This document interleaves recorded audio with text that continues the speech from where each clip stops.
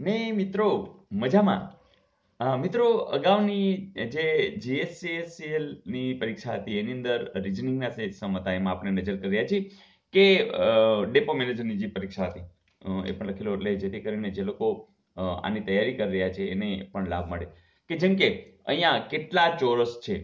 ફરીથી મિત્રો એવું ન માનતા કે ડેપો મેનેજરમાં પૂછવાનું એટલે હવે એવું જ પૂછાય જ, કંઈ પણ પૂછાઈ શકે છે. આ તો જસ્ટ આઈડિયા રહી. ઘણા લોકો જૂનું પેપર ઉઠલાવતા હોય તો એને આઈડિયા કે આવું પૂછાયેલું હતું, પણ એવું નથી કે આકૃતિ પૂછે, ન પણ પૂછે અને જાજી બધી પૂછી પણ લે તો કંઈ પણ આવી શકે છે.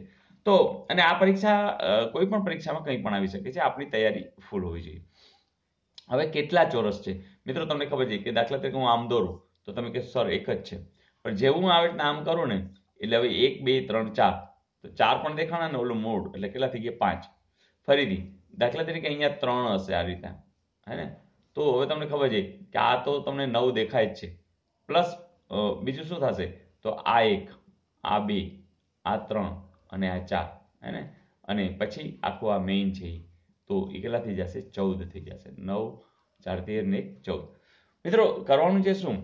કરવાનું છે એ જ કે તમને ખબર છે કે જ્યારે તમે આ રીતે હતું ત્યારે તમે 4 વત્તા 1 લીધા, જ્યારે તમારી પાસે 3 છે ત્યારે તમે શું કીધું 9 વત્તા 4 વત્તા 1.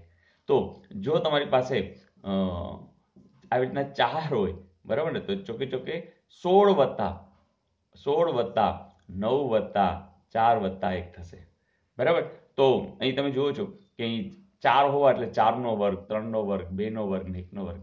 અહીંયા 3 હતા તો 3નો વર્ગ 2નો વર્ગ 1નો વર્ગ 2નો વર્ગ 1નો વર્ગ. તો જેટલા હોય એ પ્રમાણે, એટલે તમને ખબર છે કે અહીંયા 4 છે, જો આટલા અંદર આ જે આપણે લીટી નથી જોતા તો અહીંયા જો આ 1 આ 2 આ 3 આ 4 તો એવા દેખાઈ દે છે. એના તો આપણે ગણી જ લઈ કે કેટલા થશે 16 16 ને 9 25 25 ને 4 29 ને 1 30. તો આટલા તો 30 છે, ફાઇનલ છે.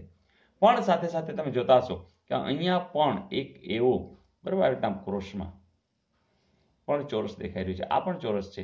બીજી વસ્તુ કે એની અંદર આમ પણ પટ્ટી છે, એટલે કે કેના જેવો આકાર થઈ ગયો આવો થઈ ગયો, તો એ પણ 5 આપણે ઉમેરવા પડશે, એટલે કે જવાબ શું આવશે 35. Is it okay?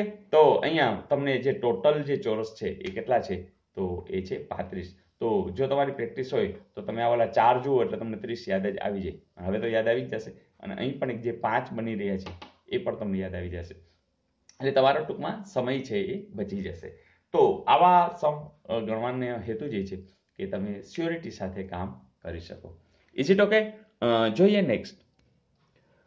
મિત્રો આવું પણ વારંવાર પૂછાય છે અને એટલું જ સહેલું કે મજા પણ આવશે કે જો ચંદીગઢને હરિયાણા કહેવામાં આવે, હરિયાણાને રાજસ્થાન કહેવામાં આવે, રાજસ્થાનને કાનપુર કહેવામાં આવે, કાનપુરને મહારાષ્ટ્ર કહેવામાં આવે, તો પંજાબની રાજધાની કઈ?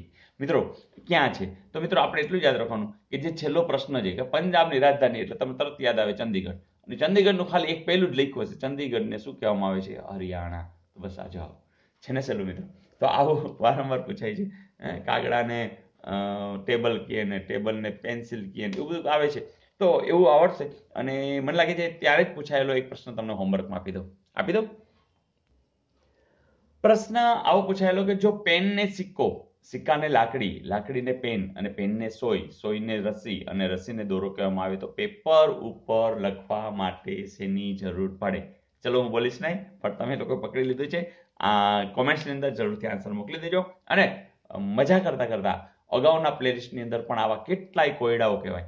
આ કોયડાઓમાં મજા પણ આવે, આપણા મગજને ખોરાક પણ મળે અને સાથે સાથે માર્ક્સ પણ મળે. તો આવું તો કરતા રહેશું.